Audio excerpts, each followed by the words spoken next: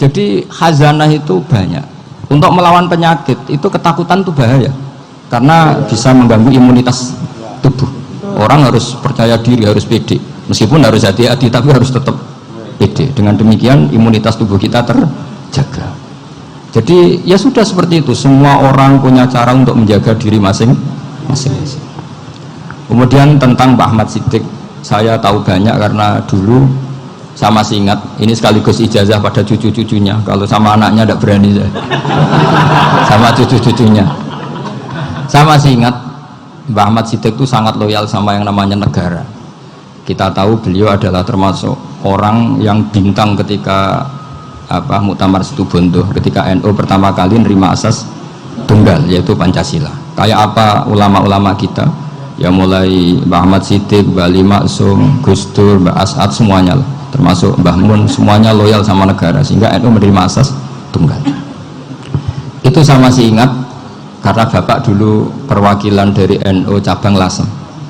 Beliau pernah mengundang Mbah Ahmad Siddiq di sini, zaman itu zaman Pak Dzufar, ikut mengundang ke sini bapak saya. Itu saya menangi beliau ngisi pengajian di hallnya buyut saya, Mbah Umar bin Arabi. Jadi saya ini zuriyahnya Mbah Umar bin Arabi, sama dengan keluarganya Ki Hamid Pasuruan. Itu beliau cerita bahwa kemenangan Islam itu tidak harus kita yang menang kangelan. Kadang Allah bikin orang lain yang kangelan, kita yang ikut menang.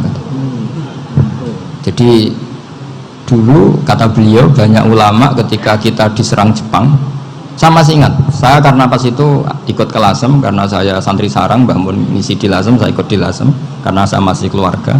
Itu ulama-ulama itu mimpi dibacakan ayat ghulibatir rum fi adnal ardi wa hum min ba'di ghalabihim sayaghlibun fi bid'i sinin lillahil amru min qablu wa min ba'du wa yawma idzi yafrahul mu'minun. Itu dulu itu ada pertarungan besar antara kerajaan Romawi dan kerajaan Persia. Kita tahu Romawi itu Nasrani. Saya ulang lagi, Nasrani itu percaya adanya Allah, adanya Tuhan, dan percaya adanya kitab samawi. Sementara musuhnya itu Persia, orang yang tidak bertuhan, tidak berdasar kitab samawi.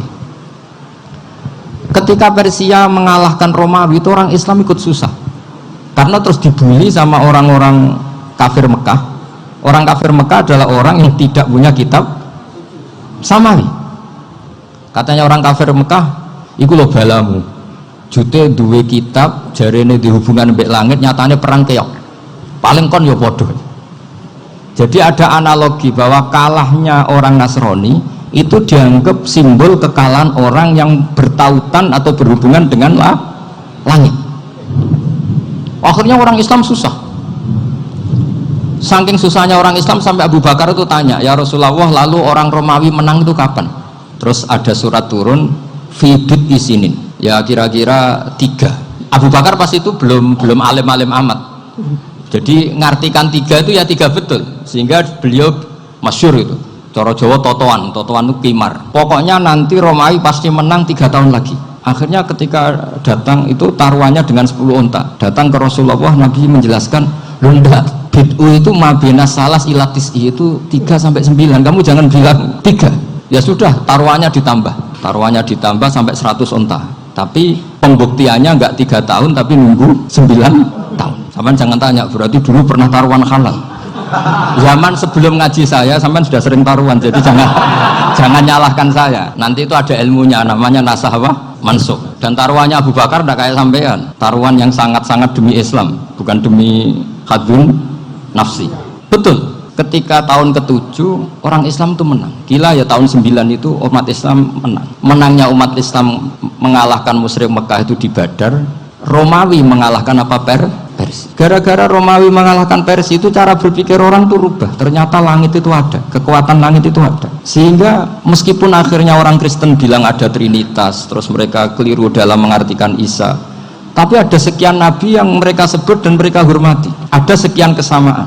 Sehingga dalam Islam, saya ulang lagi, dalam Islam, andai kan disuruh milih orang komunis sama orang Nasrani, Islam tentu sama-sama kerjasama, milih sama yang Nasrani, karena ini ahli kitab, kerjasama loh, bukan milih menjadi Nasrani. Nanti kapan salah paham, senangannya terus bully.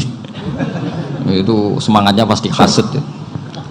Nah, terus lalu relevansinya dengan Indonesia gimana? Wa yauma idzi yafrahul mu'minun, ketika orang Romawi yang punya kitab samawi mengalahkan Persia yang tidak punya kitab samawi, itu orang Islam ikut bunga, ikut gembira.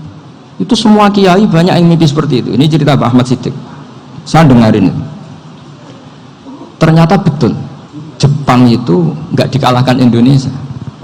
Jepang, Hiroshima dan Nagasaki dibom oleh apa? Sekutu. Akhirnya Jepang pulang. Pas Jepang pulang, Indonesia merdeka. Itu dulu kiai-kiai sudah nakwil bahwa menangnya Indonesia itu tidak harus mengalahkan penjajah. Pokoknya nanti penjajah ada yang mengalahkan. Jadi orang Islam zaman itu tidak bisa mengalahkan Persia. Yang mengalahkan itu Romawi. Tapi orang Islam ikut gembira. Itu sebenarnya wa yauma idzi yafrahul mu'minun binasrillah. Jadi orang itu cara berpikir Quran itu beda. Sehingga saya ini cerita ke cucu-cucu Mbah Siddiq karena ya nasabnya sama sampai saya, karena sama-sama sampai Mbah Sambu. Bedanya keluarga saya lewat Mbah Abdul Azim, kalau yang keluarga sini lewat namanya Mbah Yusuf. Itu saudara sama Mbah Abdul Azim, sama-sama sampai Mbah Sambu. Tapi keinginan saya tentu bukan sekedar silaturahim gagah-gagahan diceluk Gus. Celuk Gus repot. Nak ora alim ra pantes. Nak beling ra pantes. Salam templek 1.000 jaluk swarga. Kok mentalan yang 1.000 jaluk. Kamu nginep di hotel 100.000 itu tidak cukup, apalagi untuk bayar apa? Surga. Itu nggak sopan sekali. 1 juta ya nggak bisa itu, 100 juta juga nggak jelas juga. Terus sampai mendingan nggak usah salam template, malah nggak mungkin masuk surga kalau. Jadi dulu yang namanya zuriyah, sampean tenang saja, nasab sampean tidak kalah dengan kita, karena nanti setelah di kuburan itu gus-gus itu nggak penting. Semua kalau ditanya bapak kamu siapa, jawabannya siapa? Nabi Ibrahim. Sudah parmin parlan hilang semua, sudah aman pokoknya nanti. Karena kalau nanti ditanya malaikat bapak kamu siapa, jawabnya Nabi siapa? Ibrahim. Makanya saya itu pemuja Allah yang serius. Sampean ya pemuja Allah, tapi kan kadang kurang alim. Saya ini pemuja Allah serius. Saya itu kalau ngaji, ya ngaji biasa belajar, itu sering nangis, nangis seneng. Misalnya saya baca tadi, Miftahul Jannah la ilaha illallah, lung kunci kok dikasihkan. Kita ini masuk neraka gak pantas, enggak bawa kuncinya kok masuk. Harusnya kita ini masuk surga, kita kan pegang kunci surga, gak pegang kunci neraka. Maka aneh kalau kamu masuk neraka itu aneh. Coba kita pegang kunci surga apa kunci neraka? Tapi kadang teman saya suruh neraka anu kunci ini. Karena tidak ada pintunya. Terus saya bilang, kamu kok tahu? Memangnya mau ke sana, kata saya. Saya tidak punya rencana tahu neraka. Karena nanti di antara syafaatnya Quran itu orang kalau mau masuk neraka tidak jadi. Ya nggak apa-apa ya, diatur sendiri. Jadi di antara syafaatnya Quran itu orang nggak jadi masuk neraka. Jadi syafaat itu ada 2, dari neraka diangkat ke surga, dan itu bisa lama itu. Tapi kalau syafaatnya Quran itu yang belum masuk neraka supaya nggak jadi masuk neraka. Karena neraka juga punya aturan, dia juga kena aturan fikih. Jadi betul ini, saya ada bujan. Jadi kena konstitusi apa? Fikih. Sama tak ceritani syafaatnya Quran itu ada orang itu beling itu fasik. Itu dihafal surat Tabarok. Hafal betul. Tabarakalladzi biyadihil mulku wa huwa ala kulli syai'in qadir alladzi khalaqal mauta wal hayata. Pertanyaannya gini, boleh enggak orang menginjak surat Baqarah? Boleh enggak? Enggak. Padahal orang hafal Quran itu artinya ayat itu ada di hatinya. Fa inna wa ta'ala la yu'adzibu qalban wa al-Qur'ana. Allah tidak akan menyiksa hati yang menyimpan Quran, yang jadi flash disknya Quran, yang jadi rekaman Quran. Singkat cerita orang ini hafal. Pas ketemu Mungkar Nakir prosedur kan, ini orang fasik mau diantemin sama Mungkar Nakir. Prosedur ya, dia kan prosedur standar. Si surat Tabarak akhirnya menjelma jadi seseorang yang gagah berani. Kamu nggak boleh nyiksa orang ini. Saya ini kalamullah. Kalau kamu nyiksa dia berarti nyiksa saya. Kamu berani sama kalamullah. Wah ya tidak berani jadi Mungkar Nakir. Tapi orang itu nakal, harus saya gebukin. Tapi kata Quran tadi, tapi saya di situ pasti kena saya. Oh debat, nggak ada lajnahnya, ini nggak ikut. Kalau Gus Wirjo ikut jadi lajnah. Kalau jadi lajnah pasti kroninan, kalau santrinya dimenangkan nanti. Akhirnya debat. Ya sudah, kita ketemu Allah. Akhirnya Mungkar Nakir sama Quran tadi surat Tabarok datang sowan sama Allah. Terus kata Allah, memangnya kenapa Mungkar Nakir? Saya harus nyiksa dia karena dia fasik ya Allah. Memangnya kenapa surat Tabarok? Saya ada di situ. Menurut aturan orang tuh nggak boleh injak-injak Quran. Kalau dia nutuk saya, nutuk Quran, itu harus dikasih tahu fikihnya Mungkar Nakir. Akhirnya Allah ngendikan gini ke surat Tabarok, ya sudah terserah kamu. Kalau terserah kula Gusti, Mungkar Nakir nggak boleh nyentuh orang ini. Ya sudah selamat. Sehingga terus itu sampean baca di termasuk mujizatnya surat Tabarok di tafsir Ibnu Katsir banyak. Karena tadi logikanya malaikat itu juga kena aturan fikih, sehingga banyak ulama termasuk Sayyid Muhammad ngendikan pertanyaan Mungkar Nakir itu tidak semua orang kena. Kalau semua orang kena, nanti kalau tanya Nabi Muhammad, waman nabiyuka, kacau kan jamnya. Nabi kamu siapa? Saya ini Nabi. Ya kan? Lah nanti kalau pas ketemu Nabi Ibrahim, waman abuka, jadi repot kan? Makanya ada kiai yang guyon kalau ditanya merep buka, saya ini guru tauhid sembrono. Saya ini ngajar Ummul Barohin, kamu tanya merep buka. Masyhur itu keramatnya Imam Malik itu. Ada Ashabu Malik, rajulun min ashabi Malik, beliau ditanya Mungkar Nakir merep buka menabi buka. Imam Malik datang, ini seumur-umurnya itu ngajar tauhid. Kok kamu gede ini enggak sopan kamu?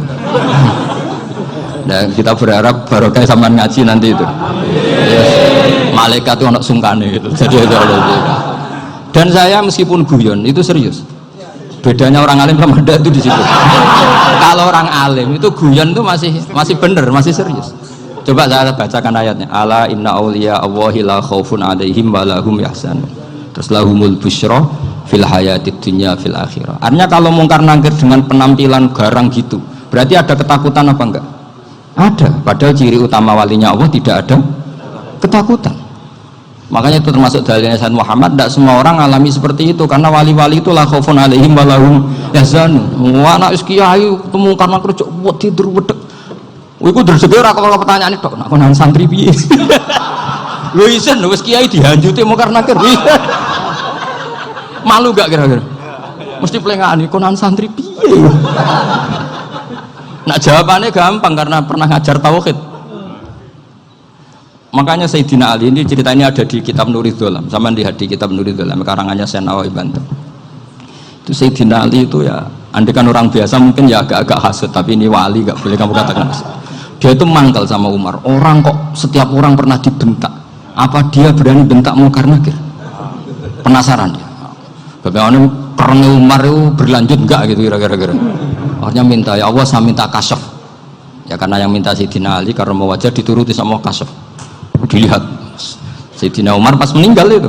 Jadi hasud itu ya kadang penting asal baik. Ya betul, bahasa Kanjeng Nabi kadang la hasada illa fisnaten. Itu Nabi bahasakan ya hasad.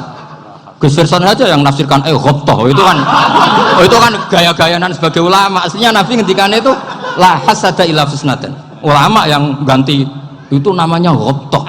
Wong Nabi sendiri nyebut hasad, kok kamu tafsiri ghobtoh.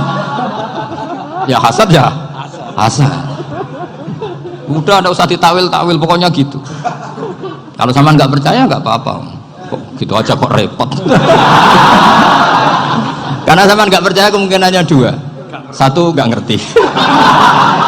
Dua sama-sama alim kan dari awal. Kalau sama-sama alim kan laisa ali alimin ayuqallida aliman akhir. Kita nggak perlu saling mengikuti. Ngapain hasud? Biasa aja. Akhirnya Sayyidina Ali kasar. Pas Umar bangun, setelah mati kan bangun, setelah meninggal bangun. Mungkar Nakir datang dengan perang yang sangat garang. Itu digambarkan Sayyidina Ali, matanya itu kalkidril ghali, kayak apa, kendil yang apa, menganga. Wah seru. Sayyidina Ali senang, paling takut ini Umar. Senangnya bukan main, wah ini mesti takut Umar. Biasa. Ternyata enggak, Umar malah bangkit. Woi Mungkar Nakir, kamu tahu menghadapi siapa? Itu betul ya? Kamu itu menghadapi temannya ahabbal khalqi ilallah. Yang diandalkan temannya bukan dia. Kamu tahu yang kamu hadapi, saya ini teman kekasihnya Allah. Jadi boleh kamu mengandalkan Mbak Virjon. Tapi nanti resikonya mungkar tanya, itu Virjon siapa? Wah itu masalah kan. Makanya syaratnya wali itu harus ma'rufun fis sama. Di langit sudah populer. Makanya dulu ada orang yang saking seninya Abdul Qadir ditanya apa saja jamnya Abdul Qadir Al-Jilani, itu aman karena beliau populer. Makanya program kita harus populer dulu di langit. Nah, itu nanti kalau dicatut oleh santri-santri nggak apa-apa. Kalau nggak populer nanti dicatat, itu siapa? Masalah ini. Umar itu yang dibanggakan itu, kamu tahu saya siapa? Ya enggak tahu. Saya ini temannya kekasihnya Allah. Temannya Muhammad. Iya, Muhammad Rasulullah. Wah, mikir, waduh, repot. Loh, di dunia aja gitu kan, temannya presiden, temannya panglima, apalagi ini temannya Sayyidul Awalin wal Akhirin. Di dunia aja bilang temannya presiden, menteri, orang sudah takut, apalagi ini temannya Sayyidul Awalin. Hanya karena terus konfirmasi sama Allah, gimana ya Allah ini ngadepi. Sebetulnya yang diandalkan itu temannya, bukan dia. Wah, akhirnya sama Allah dibilang, ya bu, ya sama seorang seperti itu bu yang sopan. Terus semenjak itu Mungkar Nakir itu nggak selalu berpenampilan seperti itu, sangat. Jadi semoga itu konsisten sampai nanti. Jadi kamu kalau ingin nggak takut Mungkar Nakir, jadi wali dulu. Karena syaratnya tadi hanya wali sing la khaufun alaihim walahum yahzanun lahumul busyra fil hayatid dunya fil akhir. Jadi orang itu kalau ngaji itu harus khatam. Jangan semuanya kena pertanyaan. Dan kalau semuanya kena pertanyaan nanti repot. Kalau Nabi Muhammad ditanya waman Nabi Yuka, Nabimu siapa? Lu kan terus jadi aneh. Jadi makanya ngendikane Sayyid Muhammad, semua ulama lah, nggak ada am kecuali ditaksis, kecuali sifatnya Allah. Misalnya bikulli syai'in alim, ya benar-benar bikulli syai'in. Tapi kalau am semuanya pasti ada taksis, meskipun dalam muhawarah muhadasah biasa. Misalnya contoh gampang, istri kamu baru seneng kamu, mas nak pengen apa-apa itu lapor aku, gak apa-apa mas, mesti aku seneng sama lapor. Iku dia pengen wayo, langsung jadi apa wae. Mesti apa wae, maksudnya kecuali itu gitu. Padahal kalau ngomong, mas sampean ingin apa saja tak dukung. Sampean bilang pengen iku wayo, kira-kira disetujui apa enggak? Sama seperti kita kalau punya teman akrab, wah senang omahku gak apa-apa, anggap ya omahmu dewe, terus mlebu kamar. Jadi tidak ada am kecuali di taksis. Artinya kalau ada cerita bahwa orang mati pasti ngalami ditanya Mungkar Nakir, itu pasti ada am yang di taksis. Itu pasti juga dialami para anbiya, para auliya. Karena ciri utama wali itu la khaufun alaihim walahum yahzanun. Kemudian saya yang mau cerita ya, supaya sampean bisa menghadapi dunia global ini, tak bawa tafsir Munir termasuk tadi.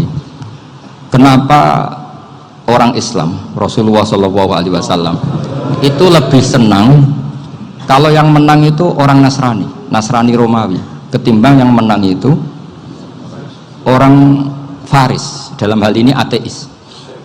Karena orang ateis itu lebih ngeri. Sebetulnya beberapa penemuan sains, terutama di ilmu medis, itu orang Amerika, kayak cloning. Tapi orang Amerika itu masih dilarang oleh gereja untuk mengaplikasi, karena nanti bayi cloning itu dipakai suku cadang. Di Amerika masih ditentang oleh fatwa-fatwa agama, baik Islam maupun Kristen. Tapi di Cina itu dipraktekkan, karena nggak ada halangan agama. Di Cina itu biasa ada kondom diolah lagi jadi alat-alat aksesoris. Di Amerika tidak ada, karena masih ada agama, masih ada larangan. Sehingga orang Islam itu lebih takut kalau yang menang itu Persia, karena terus cara berpikir ternyata Tuhan itu tidak ada, langit nggak ada perannya. Jadi ketika yang menang Nasrani masih berpikir itu pertolongan Tuhan, meskipun mungkin cara mengatakan Tuhan beda dengan kita. Tapi ada satu kesamaan bahwa kekuatan samawi itu ada. Itu disebut ghulibatir rum fi adnal ardi wa hum min ba'di ghalabihim saghlibun. Di sini diterangkan oleh Syekh Nawawi supaya kamu tidak salah paham. Sebetulnya saya kamu katakan misalnya wah itu paham liberal, sebenarnya saya tidak tersiksa, cuma takut yang mengatakan seperti itu cek goblokir atau ngaji gitu, itu aja masalah saya. Ini saya baca ini karangannya Syekh Nawawi, karena tadi kata Mbak Firjon ngaji itu harus sama orang yang bersanad. Saya ini kalah sama beliau itu berkali-kali, secara nasab saya harus manggil Mbah, secara silsilah ilmu saya juga kalah lagi. Saya sering disewani sama cucu-cucu Syekhona Khalil. Kiai Siddiq itu termasuk murid dekat beliau, Syekhona Khalil. Kalau itu berarti kan Gus Firjon, Ahmad, terus Mbah Siddiq. Mbah Siddiq ngaji Syekhona Khalil. Syekhona Khalil itu pernah ngaji langsung sama Sayyid Zaini Tahlan. Berarti beliau dari Sayyid Zaini Tahlan itu baru generasi kelima. Sementara saya itu sudah ke-7 atau ke-6. Saya, Mbah Mun, Mbah Karim misalnya, Mbah Hashim, Mbah Mahfud Termas, Sayyid Abi Bakar Sato yang arangnya Anatul Talibin, baru Sayyid Zaini Tahlan. Berarti saya ke-7, kalah lagi. Tapi untuk jadi wali biasanya cepat saya. Karena syaratnya jadi mbah itu ngalah demi putu. Jadi kalau beliau ngotot, saya dulu Gusti, saya mbahnya, wah itu mbah yang nggak baik. Berarti jatahnya dikasihkan apa? Cucunya dulu. Makanya Abdul Muthalib itu orang yang dapat wangsit, tapi yang jadi nabi itu cucunya. Jadi dalil saya banyak. Sebenarnya Abdul Muthalib itu sudah sering dapat wangsit, karena saya bahasakan wahyu, nabi yang protes, enggak nabi kok dapat wahyu. Tapi sebetulnya Abdul Muthalib itu masyhur, kalimat-kalimatnya menunjukkan bahwa beliau itu sudah dapat wahyu kalau nanti cucunya itu jadi apa? Nabi. Makanya senangnya bukan main Abdul Muthalib sama Rasulullah. Putu seneng mbah, seneng putu. Jadi mungkin, jadi sampean nggak usah protes loh. Yang jadi wali kok cucunya. Loh, betul. Dulu Mbah Hamid Pasuruan itu kalau Mbah Ahmad Siddiq ke sana, Mbah Hamid Pasuruan kalau manggil Mbah Ahmad Siddiq itu paman. Tapi pamannya minta ijazah ke ponakan. Apa ya gara-gara itu memang. Kalau itu masih berlaku apa? Ngalah tadi. Kayaknya masih apa? Hawane masih. Hawane masih. Karena melihat tren-tren langit masih gitu kayaknya masih itu ya, tapi banyak tetap dapat jatah, tenang saja nanti. Tapi memang sebaiknya mbah itu legowo.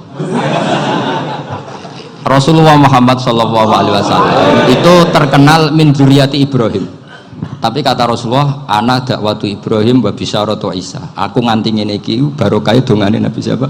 Ibrahim. Jadi dongane Nabi Ibrahim ya tiba teng putu. Jadi banyak bukti bahwa jatuhnya ke putu gitu. Tadi saya di kamar sama beliau berduaan. Nih Mbah sing dadi wali di sini, aku webang. Cocokan tadi. Nah, kenapa saya akhir-akhir ini gulirkan daftar wali? Kenapa? Saya ini resah ya, orang sudah ingin dicintai pejabat, dicintai tetangga, dicintai teman. Tapi kadang-kadang orang lupa lagi dicintai Allah. Makanya saya meskipun guyon, tapi ini amdan, bukan sahwan. Supaya orang punya cita-cita lagi jadi wali, ingin dicintai Allah. Kita ini terlalu lama ingin dicintai makhluk. Mbok ya naik kelas sedikit lah. Ingin dicintai Allah Subhanahu wa Ta'ala. Meskipun saya guyon, tapi tadi guyon saya itu lebih serius ketimbang serius Anda. Karena tak pikir. Saya itu kalau pergi itu seneng ngebis, bukan karena saya tidak punya mobil, tapi saya sering mau butuh itu supaya gak diganggu. Karena saya itu harus punya waktu sendiri. Kalau bis kan ketemu orang nggak kenal, tapi sekarang ya agak susah, banyak yang kenal. Dan susahnya lagi nggak minta ijazah, minta foto. Repot tuh.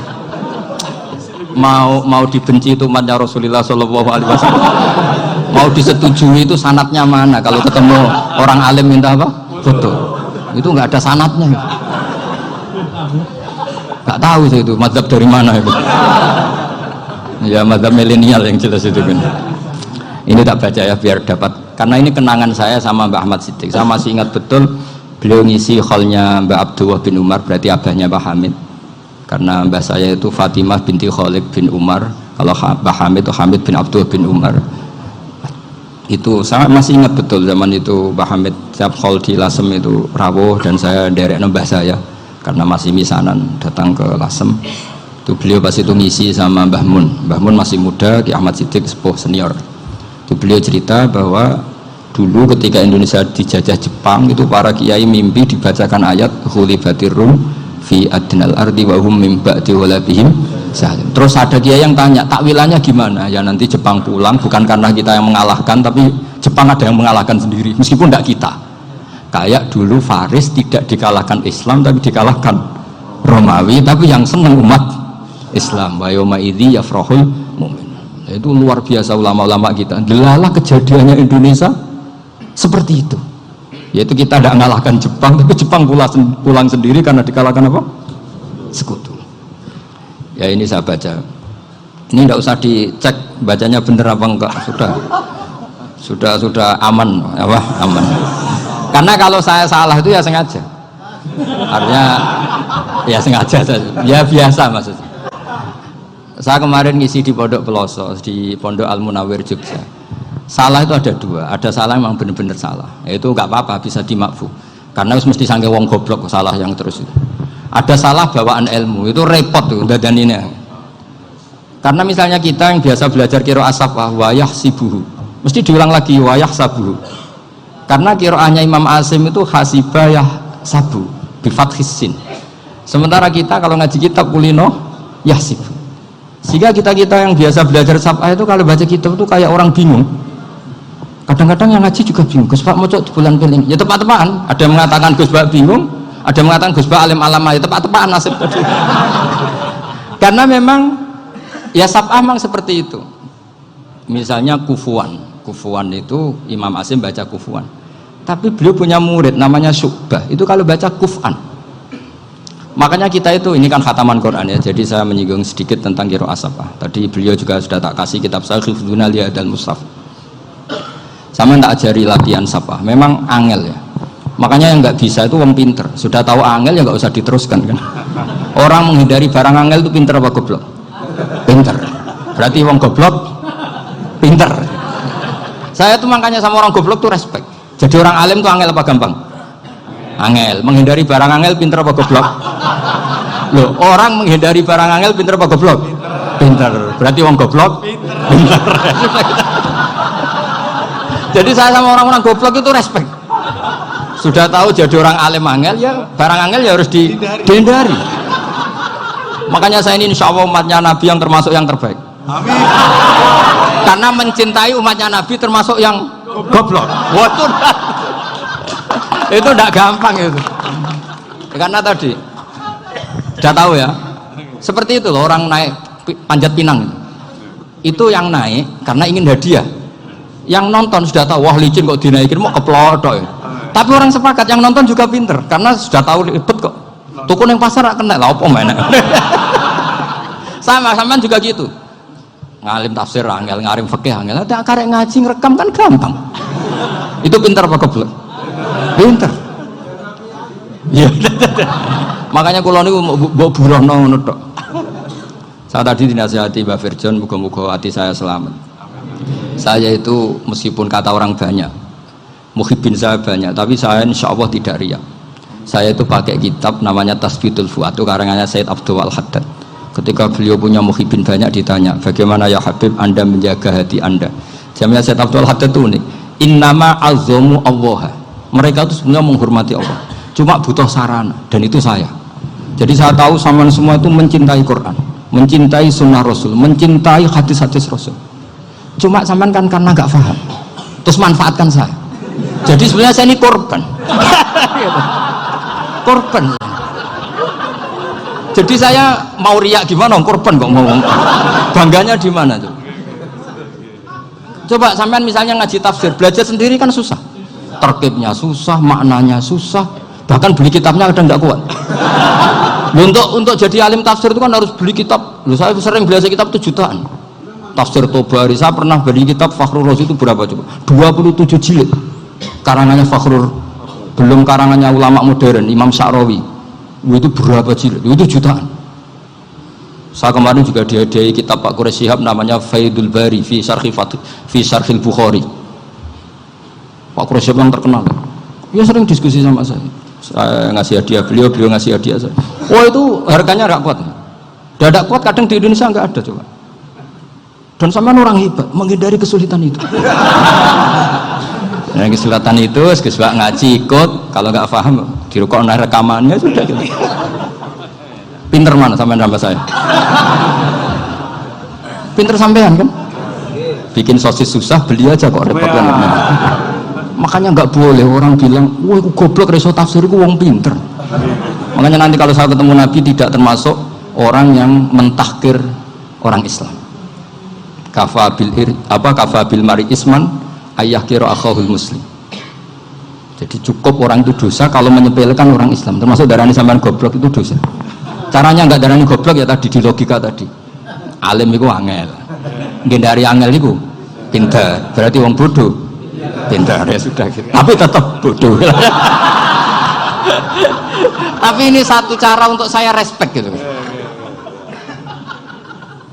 Coba orang yang ngaji tafsir saya banyak, mungkin ribuan, itu sebetulnya mencintai Quran. Karena Quran adalah kitab suci yang panduannya umat Islam. Sangat mencintai Quran. Terus kemudian mereka nggak paham. Terus mencari orang yang memahamkan. Burohno lah cara Jawane ini. Terus keren saya itu di mana coba? Lah terus mereka kurang ajarnya gini, kalau paham itu ya alhamdulillah paham. Kowe nak ngaji Gus Bae ngono tok. Tapi nek ora paham, ora jalan akal e. Mari Gus Bae nerangno cepet, mulane gak paham. Ora kok nyalano teke sing lelet. Maksud kan Masya Allah, naudzubillah nanti. Sebetulnya tingkat kurang ajarnya tinggi tuh sebenarnya. Jadi kalau nggak paham itu kadang nggak nyalahno uteke. Kayak mau misalnya, mau mari mikir aja jelas. Padahal misalnya jelas orang mesti paham, bodoh. Paham ya? Jadi kata Sayyid Abdul Haddad, innama azzamu Allah. Sebenarnya mereka itu sangat menghormati Allah. Makanya kita nggak perlu mengatakan wasilah itu kafir, nggak akan. Karena orang tawasul sama Rasulullah itu ingin dapat ridhonya Allah lewat orang yang dicintai Allah. Kita mencintai wali sebenarnya, wah itu kekasih Allah. Kita mencintai itu karena mencintai Allah. Sama seperti gini, kamu mencintai kangkung apa enggak? Sebenarnya sama sekali enggak. Tapi kamu ingin sehat, ada asupan gizi. Kamu ingin tubuh kamu sehat, butuh asupan gizi. Kemudian kamu makan kangkung. Apa terus kamu cinta kangkung? Kan enggak. Cinta kesehatan kamu sendiri. Sama, orang yang mencintai saya ingin kepuasan rohani. Saya kan termasuk kiai yang torekonya gampang. Ini swarga kan akhirnya penggemarnya banyak. Coba kalau kamu neraka. Jadi sebetulnya Anda mencintai kepuasan Anda sendiri. Nah, saya ini korban. Makanya untuk masuk surga cepat saya, korban itu cepat. Da'watul mazlum la turaddu. Laisa bainahu wa bainallah hijab. Jadi saya kalau dongo langsung seret langit. Karena mazlum. Saya sinau tafsir itu, Pak, sampean bayangkan ada tafsir itu sudah 27 jilid. Sekarang Fakhrul Razi itu bulatnya bukan main. Karena dia ahli filsafat. Bulatnya Masya Allah. Sudah gitu sinau Jalalain kadang dikomen oleh Sawi. Sudah kita percaya Jalalain jebule dibuli Sawi. Percaya Sawi dikandani, oh iku Maliki Rasafi. Oh, ribet. Sudah gitu sinau Qurtubi, sinau tafsir Tabari itu susahnya. Belinya susah, belajarnya susah. Padahal saya punya keluarga, punya istri, punya anak. Bayangkan kalau istri saya rewel, gak istri sampai. Wah itu, tapi alhamdulillah enggak. Sama sekali enggak. Allah sudah milihkan, wah ini bahaya kalau punya istri rewel. Imam Sibawai itu kitabnya banyak, tapi yang terbukukan hanya kitab Sibawai. Karena beliau kalau sudah belajar lupa istri. Hanya pas beliau di pasar, kitabnya dibakar semua sama istrinya. Karena dianggap saingannya.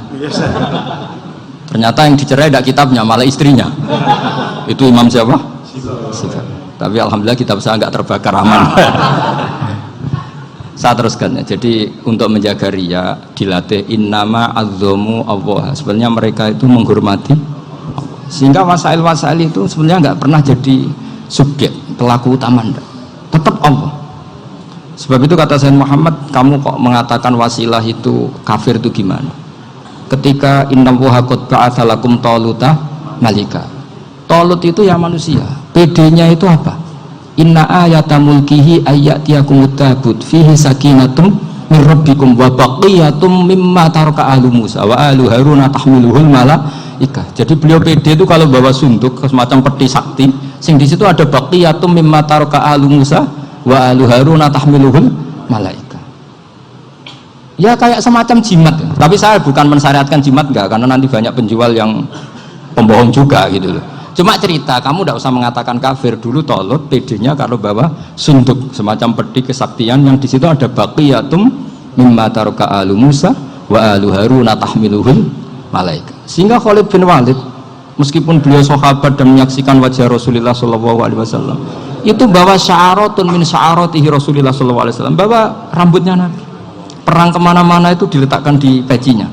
Nanti sama tanya lagi, masa pakai peci Khalid bin Walid itu? Wah panjang, sampai itu repot. Sampai tak warai ngaji usul fikih itu kalau ngaji itu ada istilah tangkihul manat. Ini mesti ini wilayah yang kita bisa berdebat sama Mbah Firjon. Dulu itu musuh saya karena saya makili Anwar, beliau makili Peloso. Tapi tahu-tahu kalah tua terus saya mengundurkan diri. Di fikih itu ada istilah, ada tangkihul manat, ada tahqiqul manat, ada tangkihul manat. Tangkih itu kira-kira gini, lafadz hadis itu dibuang sekian untuk tahu bahwa itu madarul hukmi.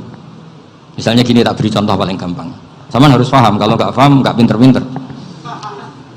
Ja'a a'rabiyun ila Rasulillah sallallahu alaihi wasallam. Ya karena ini menghormati Mbah Ahmad Siddiq, beliau orang alim, jadi ngaji ini tetap ada suasana alim. Ya harus ada suasana alim. Nggak perlu jadi orang alim tadi susah. Sudah ngindari susah itu pintar. Sudah itu aja. Jadi orang alim susah, ngindari barang susah pintar. Berarti orang tidak alim pintar. Nah, meskipun tetap sudah itu pegangi sampai mati nanti. Lu jadi orang alim tuh repot. Itu kata Imam Ghazali, kalau orang alim kalau mau masuk surga itu sama Allah nggak boleh. Kamu nggak boleh langsung masuk surga. Coba cari umat kamu, syafaati dulu. Nah, saya takut nyari sampean nggak bisa kembali. Saya tidak punya rencana itu. Pokoknya mau masuk. Boleh sampean kuaduan balik raroh dewe, repot nanti saya. Berat jadi orang alim itu berat. Ya saya teruskan ya. Ada tangkihul manat. Ja'a a'rabiyun ila Rasulillah sallallahu alaihi wasallam. Faqala ahlaktu wa ma ahlakaka qal waqa'tu imraati fi nahari Ramadan. Ya sidang kita, saya ini rusak ya Rasulullah. Kenapa? Karena saya menjima istri saya fi nahari Ramadan. Terus kata Nabi, kamu harus bayar kafarah. Napa Nabi kafarah? Puasa 2 bulan. Wong baru 1 hari aja terjadi gitu kok disuruh puasa 2 bulan. Ya tidak kuat ya Rasulullah. Baru berapa hari saya puasa aja kecelakaan seperti itu, apalagi kalau sampai 2 bulan. Enggak ya Rasulullah. Ya sudah kalau gitu kamu pertama ngasih makan apa? Itqu raqabah kan, pertama merdekakan budak. Tapi kan sekarang nggak ada budak, makanya terus sekarang langsung puasa. Wah ini nggak bisa semua.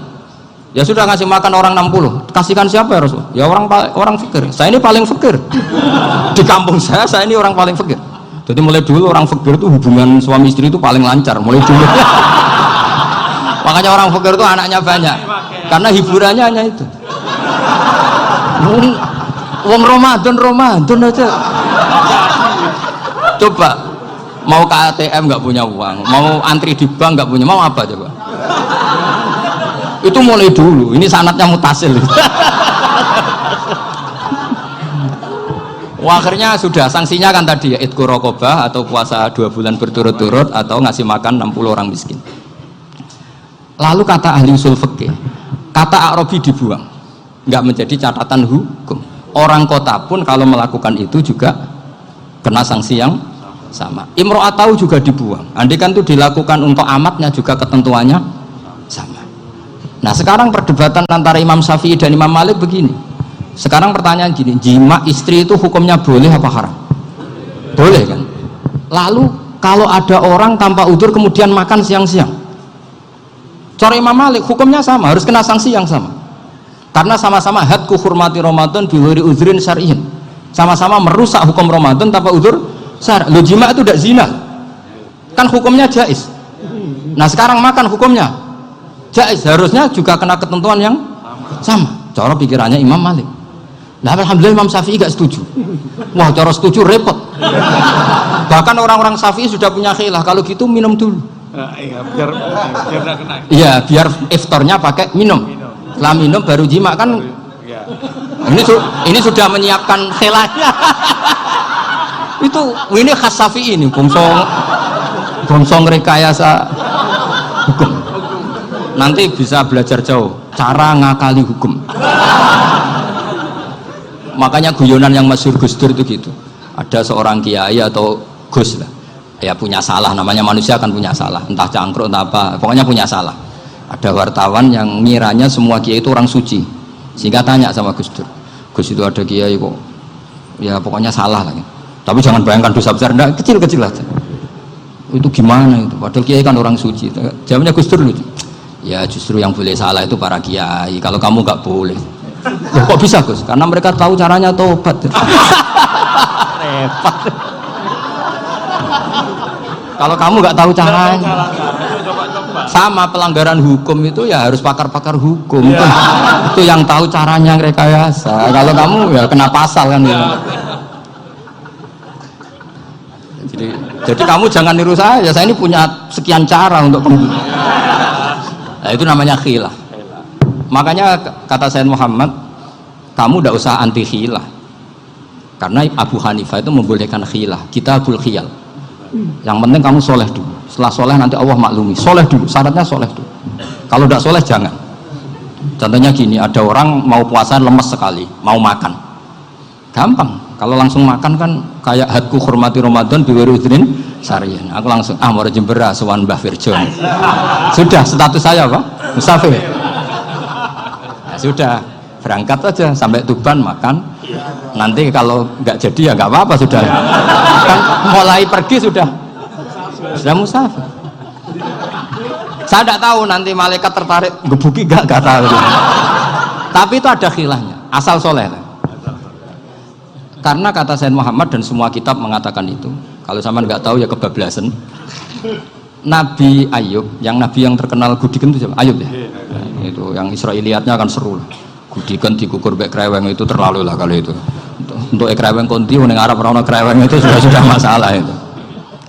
Singkat cerita, Nabi Ayub ketika diasingkan kaumnya itu kan nggak punya sumber makanan.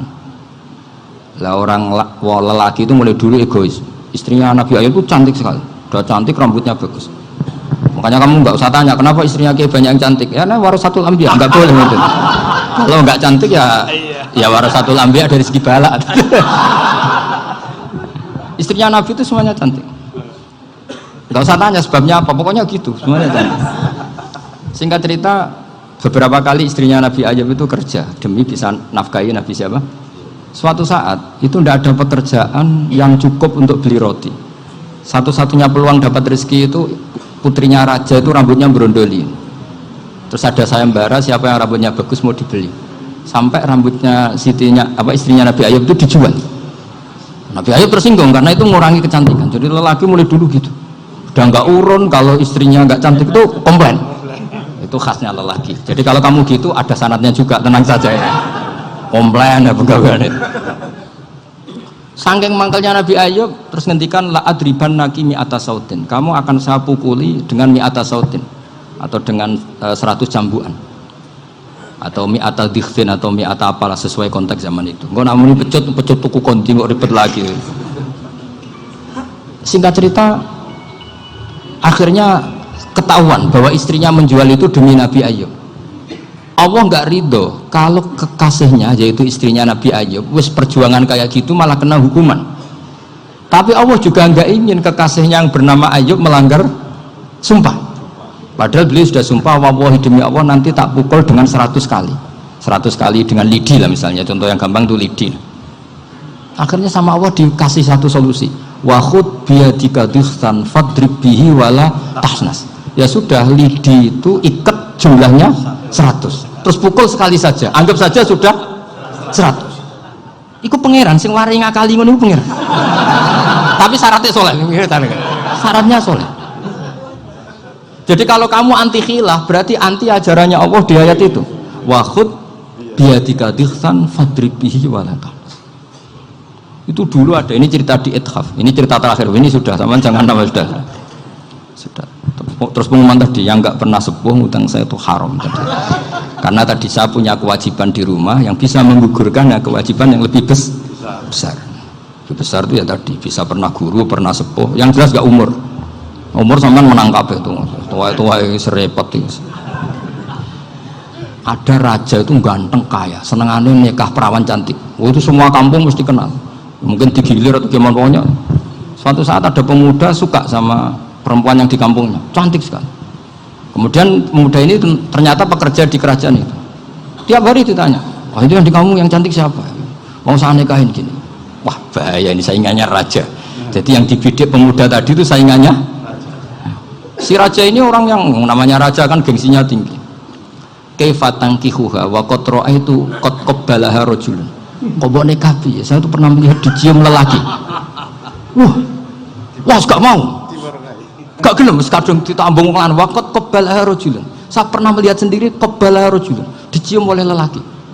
Wah, sudah gak minat raja langsung gak keren. Suatu saat pemuda tadi nikahi perempuan itu. Rajanya marah-marah, kamu laki gak punya harga diri gini.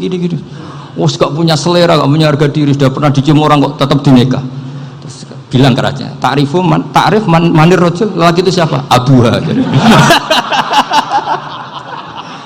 Kamu tahu lelaki itu siapa? Sopo? Abuha. Bapaknya. Saya kan hanya bilang rajulun. Pernah dicium lelaki. Lah pikirannya raja lelaki kue-kue ngene iki. Tapi butuhnya canom mau rojo ben gak sido itu aja tuh. Baru kayak digulirkan gitu wakot kebalah rojulun. Wah nggak mau. Setelah itu suatu saat pegawainya tadi nih kayak perempuan. Kamu nggak punya harga diri gini. Kamu tahu mandir rojul apa abu? Wah nak ngono aku gak apa-apa. Lah monggo sakniki wis bojo kula. Ora trimo wis diambung wis macam-macam lah. Lah itu namanya khilah. Apa? Khilah. Kalau di Balawa disebut tauriyah atau apalah. Tapi saya tidak ngajari sampean seperti itu. Sudah pinter sebelum saya ajarin. Bongso ngakali kan sudah pinter. Ya ini terakhir tak baca Arabnya saja nanti. Bismillahirrahmanirrahim. Biar dapat barokahnya Syekh Nawawi juga barokahnya guru-guru.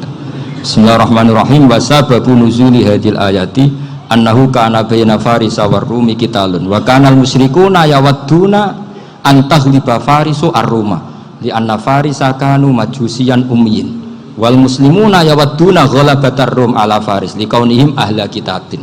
Jadi zaman dulu orang Islam lebih senang kalau yang menang itu orang Nasrani kalau bandingannya ateis, karena bagaimanapun percaya kekuatan langit, sementara orang ateis sama sekali tidak percaya kekuatan.